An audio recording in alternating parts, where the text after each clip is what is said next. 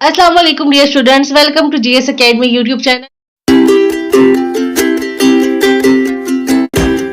आज हम 7th class के चैप्टर नंबर 4 की तरफ चलेंगे। चैप्टर नंबर 4 के शॉर्ट क्वेश्चन लॉन्ग क्वेश्चन जो है वो हमने आपको बताया कि डिस्क्रिप्शन में लिंक मौजूद है, आप वहां से जो है इसको रिटन फॉर्म में ले सकते हैं। एमसीक्यूज किए हैं हमने, इस चैप्टर की ब्लैंक्स की हैं, इस चैप्टर की ट्रू फॉल्स किए हैं। अब हम इस चैप्टर के लॉन्ग क्वेश्चन की तरफ चलते हैं और उनका डिटेल में मुतालिया करते हैं। सो चलते हैं एनवायरनमेंट एंड फीडिंग रिलेशनशिप, माहौल और खुराक के ताल्लुकात की एक्सरसाइज की तरफ। सो हमारे पास क्वेश्चन नंबर 4 है, what is a habitat, describe its few kind. मस्कन यानी हैबिटेट क्या होता है, इसके मुख्तलिफ इकसाम बयान करें। तो चलते हैं अपने आंसर की तरफ। What is habitat, describe its few kinds. Habitat सबसे पहले डिफाइन कर लेते हैं हम कि हैबिटेट क्या होता है। द प्लेस वेयर एनिमल और a plant lives and reproduce is called a habitat. Habitat जो है वो जगह है जहां कोई जानवर या पौधा रहता है और नस्ल बढ़ाता है, वो इसका मस्कन यानी हैबिटेट कहलाता है। यानी जिस जगह कोई जानवर रह रहा है वो उसका हैबिटेट है। हम अपने घरों में रहते हैं, हम एक एनवायरनमेंट के अंदर रहते हैं, तो वो जो है वो हमारा हैबिटेट है। इसी तरह शेर जो है वो जंगल के अंदर रहता है, शेर का जो है वो हैबिटेट है। तो काइंड्स पढ़ लेते हैं हैबिटेट की, वो कौन कौन सी हैं। The kinds of habitats are as follow. The grassland habitat, घास के मैदान का मस्कन। सॉरी। द पॉन्ड हैबिटेट, जोहड़ का मस्कन। द डेजर्ट हैबिटेट, सहरा का मस्कन। द रेन फॉरेस्ट हैबिटेट, मरतूब जंगलात का मस्कन। तो ये है इसकी काइंड्स। चलते हैं अपने नेक्स्ट क्वेश्चन की तरफ। Describe factors that can bring daily and yearly changes in the habitat. इन अनासर को बयान करें जो मस्कन में रोजाना और सालाना तब्दीलियां ला सकते हैं। तो चलते हैं अपने आंसर की तरफ। Describe factors that can bring daily and yearly changes in the habitat. So we are discussing the जो है वो चेंजेस जो है वो कौन कौन से आते हैं कि जो हैबिटेट को जो है वो चेंज कर देते हैं। The factor causing changes in habitat are, जो मस्कन में तब्दीली लाने वाले अनासर है वो है sunlight, temperature, air, soil and water are abiotic factor in the environment. ये सारे जो है वो एबायोटिक फैक्टर है एनवायरनमेंट के अंदर। Changes in these factors bring changes in the population of a habitat. सूरज की रोशनी है, दर्जा हरारत है, हवा, मट्टी और पानी के माहौल के बेजान अनासिर हैं। इन अनासिर में तब्दीलियां जो होती हैं मस्कन की तब्दीली आबादी में तब्दीलियां लाती हैं। सो वो ईयरली भी हो सकती हैं और वो डेली बेसिस पे भी हो सकती हैं। सबसे इंपॉर्टेंट जो है वो है sunlight. Sunlight is the basic source of energy on Earth. Plants use the sunlight energy to make their food. Light intensity affect the number of plants in a habitat. Decrease in the number of plants may result in the decrease of animal number in a habitat. सूरज की रोशनी होती है वो जमीन पर तवानाई का बुनियादी जरिया है। पौधे अपनी खुराक बनाने के लिए रोशनी की तवानाई इस्तेमाल करते हैं। रोशनी की शिद्दत एक मस्कन में पौधों की तादाद को मुतासिर करती है।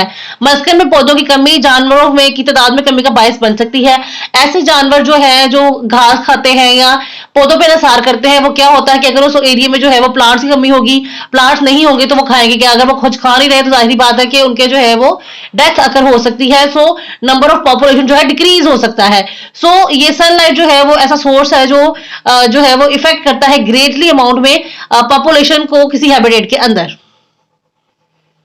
Temperature can bring changes in the population of a habitat. Any extraordinary rise or fall in temperature may disturb the habitat.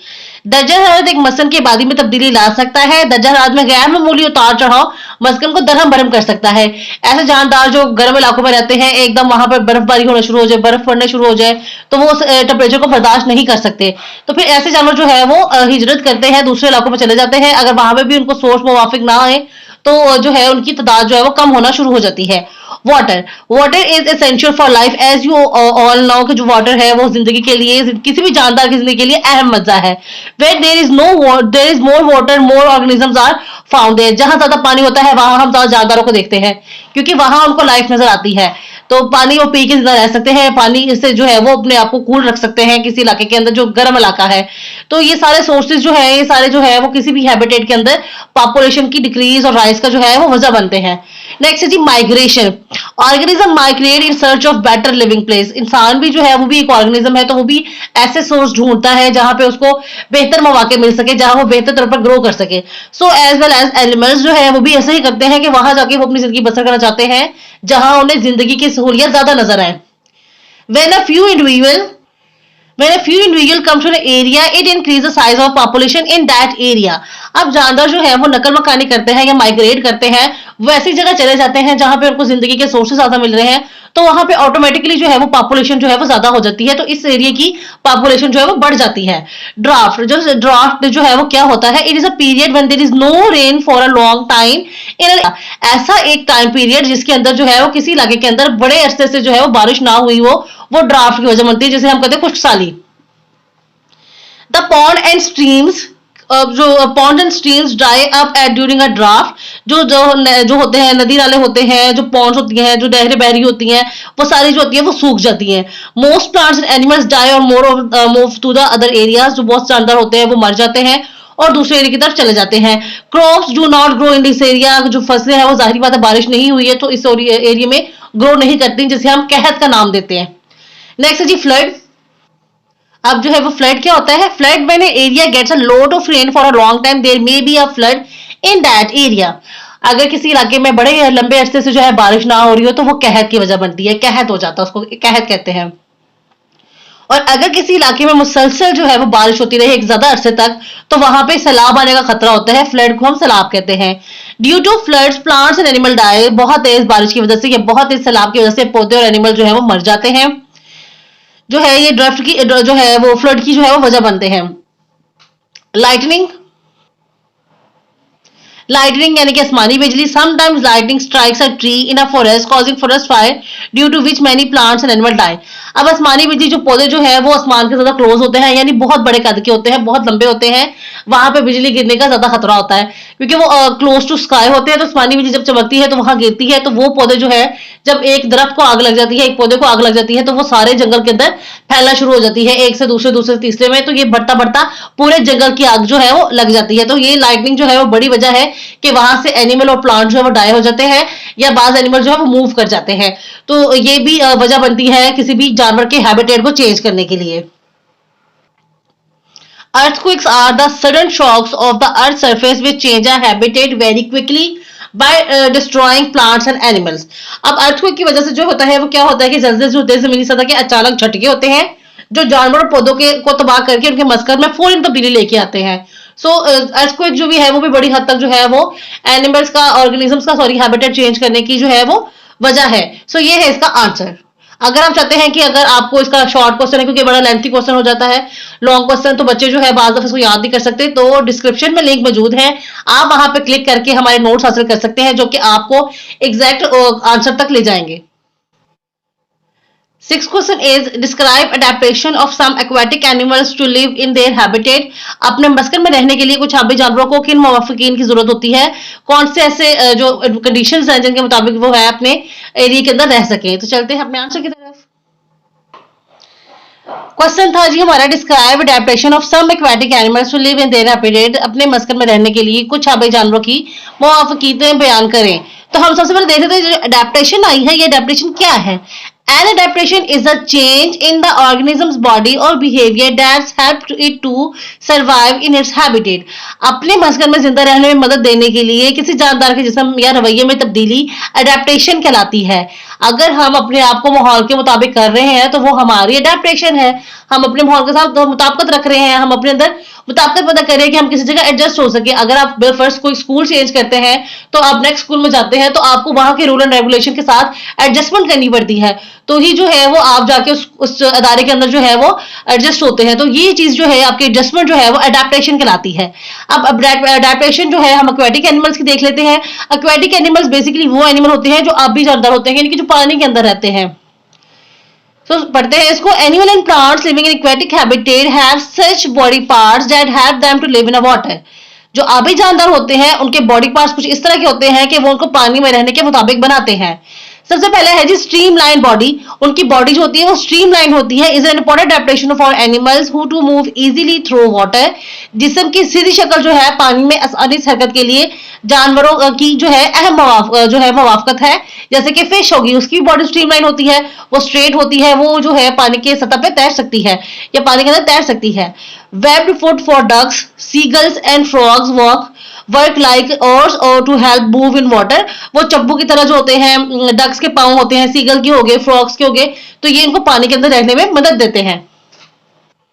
Third one है जी floating plants like water hyacinth, duckweed and water lettuce have floating leaves and submerged roots. They leaf have waxy covering to prevent water from collecting on them. तैरने वाले पत्ते जैसे कि water hearts, डकवेड और water lights के जो है तैरने वाले पत्ते और जेरिया जड़ें होती हैं, इन पत्तों पर मोमी तय होती है, यानी कि एक वैक्स की लेयर होती है जो पानी को इन पर जमने से रोकती है या बचाती है। तो ये है वो चीजें जो अडेप्ट करती हैं ऑर्गेनिज्म को एक्वेटिक एनवायरनमेंट के अंदर रहने के लिए। क्वेश्चन नंबर 7 है जी explain a food chain and a food web with example. Food chain और फूड वेब को मिसालों के साथ वाजिया करें जी। तो फूड चेन क्या होती है? Food chain in an ecosystem one organism eaten by a second organism which is eaten by third. This leading relationship among organism is called a food chain. खाने और खाए जाने के ताल्लुक को जो है हम फूड चेन कहते हैं। हमने जो है वो कोई पौधा खाया है, पौधे ने जो थी पहले कोई चीज खाई थी, मतलब सनलाइट खाई थी जिससे उन्होंने अपनी खुराक बनाई थी, और हमने वो प्लांट खाया है, जो है हमें जो है कोई दूसरा एनिमल खा जाए, तो ये जो लिंक बन रहा है उनके अंदर वो हम कह रहे हैं कि फूड चेन। चेन के अंदर जैसे जैसे आपको देखिए कोई आम सी चेन है, आपने कोई लड़ी बनाई है, कोई आपने जैसे तस्बीह की मिसाल ले ले, तस्बीह में दाने जो है वो एक दूसरे के ऊपर परोए होते हैं। इसी तरह जो खाने का लिंक है हम ऑर्गेनिजम्स के अंदर, वो भी हम एक दूसरे के साथ लड़ी में अटैच है। तो ये लिंक जो है हमारा जो है वो फूड चेन कहलाती है। एग्जाम्पल्स ऑफ फूड चेन आगी जी। In a grassland habitat a grasshopper eat grass. एक ग्रास ऊपर है यानी घास का टिड्डा जो है वो घास खाता है। अ स्नेक ईट दिस ग्रास ऊपर। स्नेक जो है वो इस ग्रास ऊपर को खा जाता है। The snake is eaten by a hawk. और स्नेक को जो है वो हॉक खा जाता है यानी बाज खा जाता है। तो इसी तरह ये सर्कल जो है वो चलता रहता है। आपकी डायग्राम जो है बुक के अंदर बनी हुई है। पहले जो होते हैं प्रोड्यूसर्स होते हैं, जो प्लांट्स होते हैं उनको ग्रास ऊपर खाते हैं, उसके बाद जो है ये प्राइमरी कंज्यूमर्स कराते हैं, उसके बाद इनको जो है वो खाते हैं जी स्नेक, ये सेकेंडरी कंज्यूमर्स है। इसके बाद आते हैं टर्शरी कंज्यूमर यानी कि बाज जो था, हॉक जो था, उसने खा लिया स्नेक को। तो ये सारा जो है वो लिंक्ड जो चीजों का है फूड चेन कहलाता है। एक और एग्जांपल देख लेते हैं इसकी। Algae are the producer in this sea food chain while others are consumers. Algae है, उसने किल किया है, उसके बाद कोड हुआ, सील आई, फिर वेल आई। तो ये जो है वो चलता रहता है link to link. A plant और animal in a food chain is called a link. ग़िज़ाई जंजीर में एक पौधा या एक जानवर राब्ता कहलाता है यानी लिंक कहलाता है। Construct two food chain with 3 links और 4 लिंक्स। एक दूसरे के साथ ये 3 राब्ते के साथ जुड़ती है या 4 राब्तों के साथ जुड़ती है। 3 लिंक फूड चेन वो कौन सी होती है जी? कॉर्न है, उससे हैन ने खाया, उसे फिर मैन ने खाया। तो कॉर्न जो था वो प्रोड्यूसर था, फिर ये प्राइमरी कंज्यूमर है, और मैन जो है वो कंज्यूमर है, सेकेंडरी कंज्यूमर। 4 लिंक चेन क्या होती है जी? ग्रास है, फिर ग्रास ऊपर ने खाई, उससे स्पैरो ने खाया, स्पैरो को हॉग ने खाया। तो ये 4 लिंक जो है वो हमारे पास फूड चेन है। अब हम जानना चाहते हैं कि हमने जो चीजें पढ़ी हैं इनमें प्रोड्यूसर्स, कंज्यूमर्स और जो है वो सेकेंडरी कंज्यूमर्स, टर्शरी कंज्यूमर्स, ये क्या है सारी चीजें। तो हम इनको स्टडी कर लेते हैं। एग्जाम्पल में देखिए आपको जो है वो पहले नजर आ रहा है कि corn and grass are producers, hen and grasshoppers are primary consumers, man and sparrow are secondary consumer and hawk is a tertiary consumer। यानी कि वो तीनों हिस्सों से जो है वो खुराक हासिल कर रहा है, तीनों को जो है वो ले रहा है, तो वो जो है वो टर्शियरी कंज्यूमर्स है। चलते हैं फूड वेब की तरफ। फूड वेब क्या होता है जी? A network of many food chain in ecosystem is called a food web. एक इकोसिस्टम में मुख्तलिफ ग़िज़ाई ज़ंजीरों का जाल जो है फूड वेब कहलाता है। जैसे भी हमने स्टडी किया, हमने एक फूड चेन पढ़ी है, इस तरह डिफरेंट चेनें जो है वो चेन्स जो है अगर एक इकोसिस्टम के अंदर काम करेंगे तो वो फूड वेब बनाएंगी। एग्जाम्पल देख लेते हैं इसकी। A lion does not feed deer entirely on but it is also hurts cows and goat. जो है वो लायन जो है वो सिर्फ जो है वो डियर नहीं खाता, बट वो काउज और गोट्स को भी खाता है। ऐसे ही आप देखें तो snake does not feed on frog alone. Snake जो है वो खाली सिर्फ फ्रॉग ही पे जिंदा नहीं रहता। It also eat birds, rats and even rabbits. वो जो है बर्ड्स को भी, रैट्स को भी और इवन के रैबिट्स को भी खा जाता है। तो आपके पास एक डायग्राम है जिसमें आपको सेवरल फूड चेन्स इंटरकनेक्टेड दिखाई दे रही हैं जो कि मिलकर बना रही है food web. 8th one is look at the following food web and answer the question in given below। Let's we see the diagram. आपको फूड वेब जो है वो दिख रहा है, फूड चेन और फूड वेब जो है वो इंटरकनेक्टेड है, तो मिलकर फूड वेब बना रही है। अब हमने बताना है name the producer in food web. अब इस पूरे प्रोसीजर में फूड वेब जो है वो क्या है? सी वीड जो है यानी कि जो पौधा है वो है क्या है? फूड वेब जो है उसका प्रोड्यूसर है। प्रोड्यूसर वो होता है जो अपनी खुराक खुद बनाता है। तो सी वीड एक ऐसा प्लांट है जो अपनी यहाँ से अपनी खुराक समंदर से खुद बनाता है। From where the producer get energy, producer को एनर्जी कौन देता है जी? The producers get energy from the sunlight, producer जो है ऑफ कोर्स जो है वो सनलाइट से एनर्जी लेके अपना फूड बनाता है। थर्ड जो क्वेश्चन है, name 3 consumer in this food web, तो इस जो फूड वेब है इसके अंदर 3 कंज्यूमर्स कौन से हैं? तो सबसे पहले है जी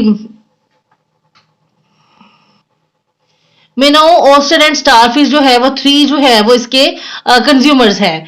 fourth one is write down the 2 food chain in this food web, इस 2 फूड वेब से हम जो है वो फूड चेन कौन सी बनाते हैं, वो 2 लिखनी है वैसे भी। तो सी वीड जो है वो ऑयस्टर है, स्टारफिश और सीगल है। ये हमारे पास प्राइमरी कंज्यूमर, सेकेंडरी और टर्शरी कंज्यूमर्स आगे प्रोड्यूसर्स के बाद। तो ये प्रोड्यूसर्स है, ये मेनो जो है वो प्राइमरी कंज्यूमर है, secondary consumer and tertiary consumer. तो ये हमारे पास 2 फूड चेन्स आ गई। तो ये था जी हमारा चैप्टर नंबर 4। अगर आपको इसको में कोई मसला है या आप किसी चीज को जानना चाहते हैं, कोई क्वेश्चन आपके माइंड में चल रहा है, तो हमें कमेंट्स में जरूर बताइएगा। इस वीडियो को लाइक कीजिएगा, फ्रेंड्स के साथ शेयर कीजिएगा, कमेंट्स में अपनी राय देना मत भूलिएगा। चैनल को सब्सक्राइब कर लें, GS academy YouTube channel. Next video तक के लिए